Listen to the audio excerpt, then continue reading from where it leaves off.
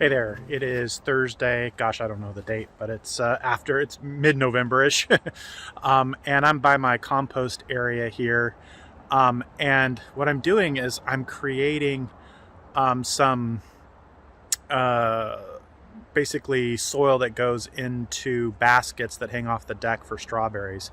Um, Normally what I do is I get potting soil in bulk. I've said it before here on the videos. I use a company in town called Grimm's Fuel, and they have a potting soil mix that I use. And so when I'm starting seeds, I do that.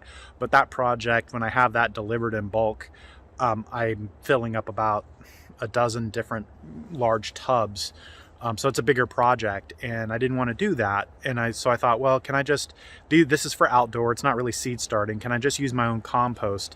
So what I'm doing is I'm using my own compost, and then I'm adding some perlite to it. And so I'll show you that how I'm doing that. I think the only weakness that I can see with this is that I may have some weed seeds in there that kind of get into my baskets, but I guess it'll be easy to weed. It'll be up high, so I'm not leaning over to do that anyway. So I'll kind of take you around, show you what I'm doing here with this.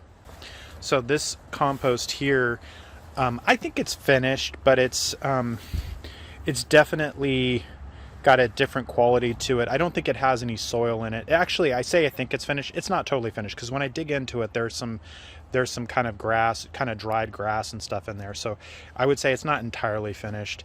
But I like the texture of it better than if I come back over here. This is kind of the new compost area, which I'm being more careful about, but I wasn't so careful about this compost here that I've almost used up in this bin. And what I mean by not careful is I think I threw some mud and sod and stuff into the compost pile. So there definitely was compost here, but there's quite a lot of little chunks of clay and sod in there as well. Well, not chunks of sod per se, but chunks of clay dirt. And so what I've been doing, I did this with a couple baskets, and I'll show you how I do it in my little red wheelbarrow here, but I've been taking a little bit from both beds, mixing it up. So I've got some that is kind of more composty, but not quite broken down.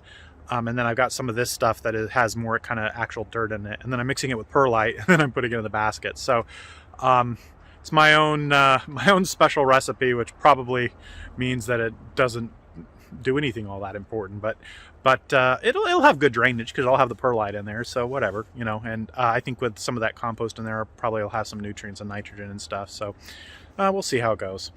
I'll most likely fertilize anyway when it gets to spring or before spring with these strawberry plants. So yeah, I'll show you my mixture.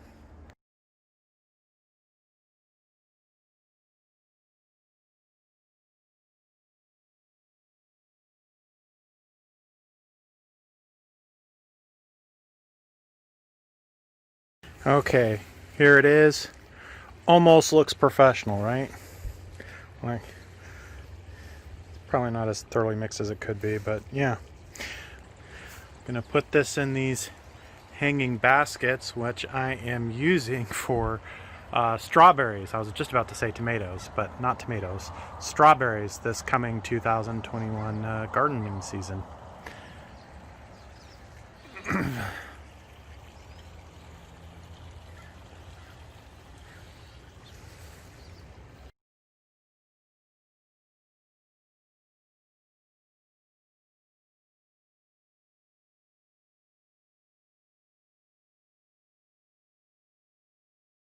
Hello, it's Saturday the 21st, and it's actually been a pretty nice day in terms of not raining on us, but it is chilly here in Portland. And I think I've probably shown you all before the tomato beds back here that are all dead at this point. And so yeah, that's one of my tasks here today. I've cleaned out one of the compost bin areas, and so I'm gonna be pulling out the tomato plants and the marigold, the dead marigolds there, and putting them all in the freshly cleaned out compost bin to start a new pile, and then getting all the bamboo stakes put away for the winter, yeah.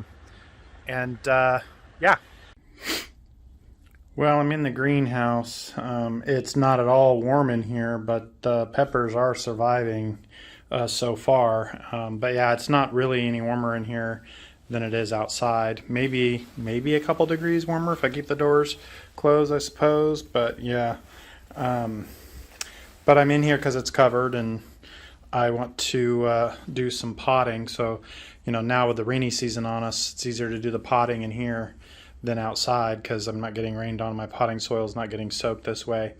So I saw on a gardening show the other day, it was probably about a month ago actually, that some folks actually plant their sweet peas early, or they plant them in the fall, and then they overwinter the plants to then put out in the early spring. So I'm going to try that.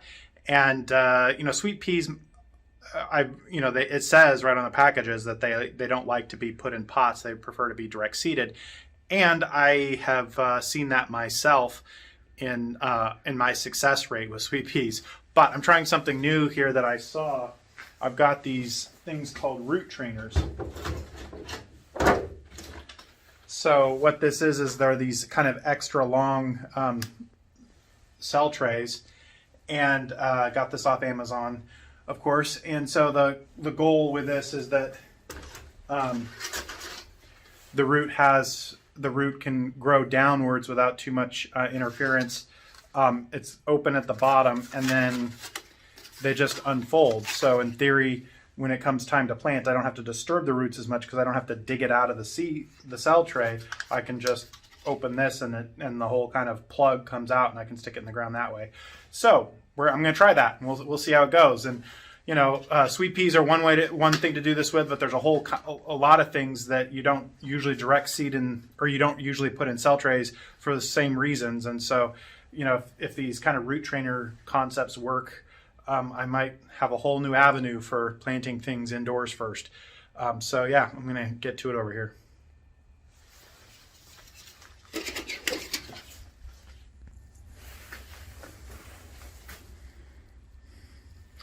And this tray thing I'm putting it in is just to kind of hold them together, since they're designed to just kind of come apart. So I thought that's kind of a clever idea. I'm just going to put some basic potting mix in there, and then I got a little dome here that'll, I guess, sort of help keep them warm, although there's a lot of airflow under there. But yeah. Hello, it's Sunday the 22nd. As you can see behind me there, I'm still working on clearing out these tomato beds. And I'm jotting down notes of all the things that have to be done, and I'm finding myself getting actually a little bit anxious because, we're getting towards the end of November here, and then I've got December, January, February. I mean, that's really my only times for cleaning up beds, mulching the beds, getting new compost in, maybe clearing up some paths. The infrastructure projects, behind me, over my shoulder there is an outdoor sink area that I have that I want to redo. I want to see if I can put a covering over it, and I'm never done a project like that before, so that's a new thing that'll take a bunch of effort. So yeah, it doesn't feel like 3 months is actually even enough time before you get into March, because and what's magic about that for me is that you get into March, and while yeah, it's not full on gardening season out here, I've got to be like going all in the greenhouse with all the seeds. That becomes kind of the majority of my gardening effort in February, March. So February, March, and April with planting seeds. So that's where I'm at today.